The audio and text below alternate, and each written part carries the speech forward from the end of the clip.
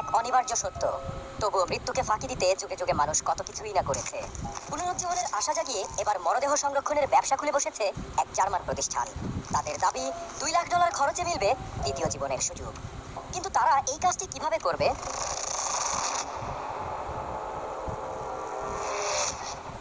ইউরোপের প্রথম cryonics lab tomorrow bio তাদের বিশেষায়িত এক অ্যাম্বুলেন্স দাঁড়িয়ে বার্লিনের একটি সড়কের পাশে।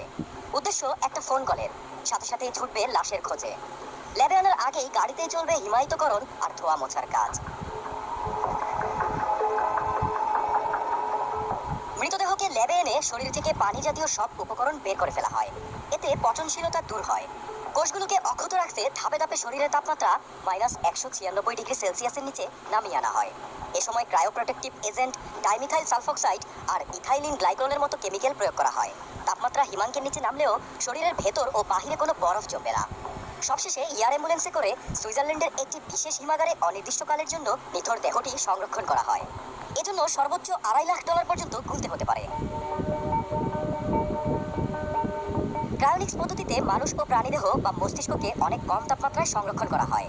আর এই ধারণাকে চিকিৎসা বিপ্লবের সঙ্গে তুলনা করেন টুমোরো বায়োর প্রতিষ্ঠাতা ডক্টর এমিল কেনসিওরা। তিনি মনে করেন একসময় অসম্ভব মনে হলেও এখন অহরহ অঙ্গ-প্রত্যঙ্গ প্রতিস্থাপন হচ্ছে। চিকিৎসা বিজ্ঞানের অবদানে আগামীতে হয়তো মরদেহে প্রাণ ফেরানো সম্ভব হবে। তাই অক্ষতভাবে দেহ সংরক্ষণ করা সবচেয়ে জরুরি। তবে গবেষক ও বিজ্ঞানীরা টুমোরো বায়োর এহেন কার্যকলাপের তীব্র সমালোচনা করেছেন। এটিকে তারা অসম্ভব ও বাস্তবতা বিবর্জিত বলছেন। কারণ কোনো মানুষকে ক্রায়োনিক্স থেকে সফলভাবে পুনরুজ্জীবিত করার নজির নেই।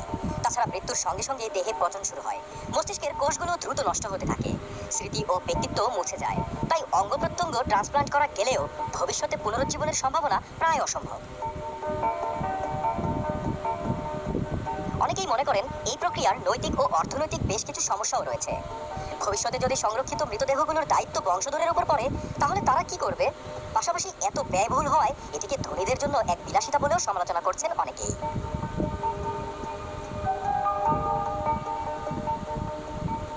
তবে সমালোচক ও বিজ্ঞানীদের সংশয়কে বুড়ো আঙুল দেখানো লোকের সংখ্যাও কিন্তু নেহাত কম নয়। পুনরুজ্জীবন না ঘটলেও কোম্পানিটি ইতোমধ্যে 20 জন গ্রাহক ও 10টি পোষা প্রাণীকে ক্রায়োপ্রিজার্ভ করেছে। এছাড়াও 45টিরও বেশি দেশের 750 জনেরও বেশি মানুষ টুমোরো বায়োর ক্রায়োপ্রিজার্ভে অংশ নিতে সাইন আপ করেছে।